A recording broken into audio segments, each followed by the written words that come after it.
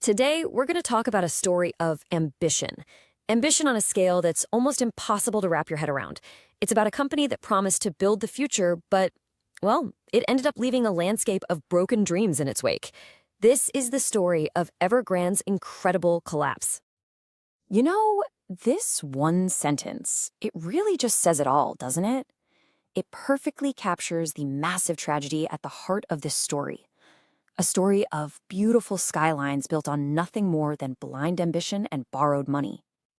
So to really get how this whole thing came crashing down, we've got to go back. We have to understand how it all began in a China that was changing faster than pretty much any nation in modern history.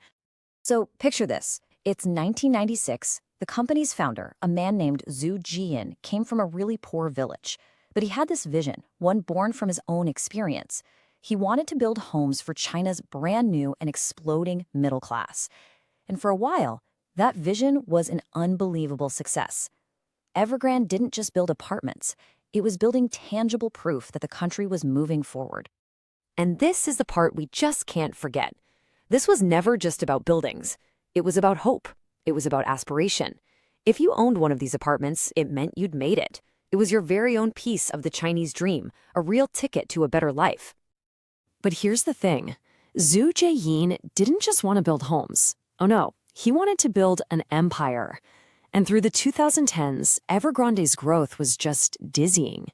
It was moving at a breathtaking speed, fueled by an economy where it felt like the only way was up. I mean, the sheer scale of the company's ambition was just staggering. We're not just talking about apartment buildings anymore. They were literally building entire cities. And then they diversified into, well, everything. They bought one of the country's top football teams. They got into electric cars, healthcare, even bottled water. It felt like they were everywhere. But here's the turn. This incredible growth, this massive, sprawling empire, it wasn't being built with profits. No, it was all built on something much, much more fragile. $300 billion. Just let that number sink in for a second. That was the mountain of debt Evergrande was sitting on. The company was growing by borrowing insane amounts of money from banks, from global investors, and even from the very people who were paying for homes that hadn't been built yet. And for years, this was what everyone believed. I mean, everybody from huge investors to regular families saving up for their first home, they all poured their money in because they just assumed the Chinese government would never, ever let a company this important to the economy actually fail. That belief, it turned out to be the only thing holding the whole empire up. And then, just like that, the music stopped, cold. The Chinese government itself started to get really nervous about the enormous risk that was building up in the property market. So in 2020, Beijing decided it was time to step in. And that single moment changed everything for Evergrande. The government brought in this policy called the 3 red lines. To put it simply, these are brand new, super strict limits on how much companies like Evergrande could borrow. And for a company whose entire business model was based on a nonstop flow of new loans, this was catastrophic. Their lifeline was just cut. And you can just imagine the panic. The companies scrambled. They tried selling off parts of their empire, they stopped paying their suppliers and their construction workers, and they pleaded with the government for a bailout. But the debt was just too big. The damage was already done. And this is where a story about money becomes a deeply human one.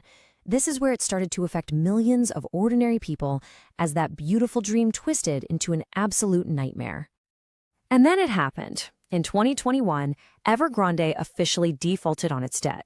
For all those people who had poured their entire life savings into apartments that were now just empty concrete shells, the dream of a new home had become a living nightmare. The fallout on the ground was just devastating. Millions of families were left with absolutely nothing. Investors were completely wiped out. Countless small businesses and suppliers who never got paid just went bankrupt. Construction sites across the country fell silent. And in a nation where you rarely see public dissent, people started to protest. And if you want a picture of just how total this collapse was, look no further than the stock value. It wasn't just a drop, it was an annihilation.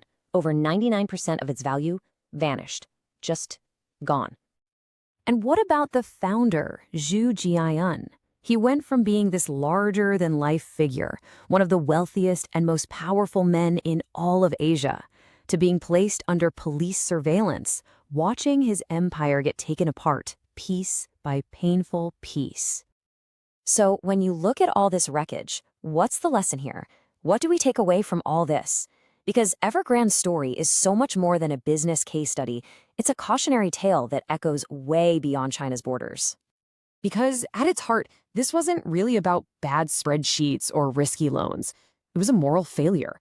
It was a collapse under the crushing weight of promises that were made to millions of people, promises that could never, ever be kept.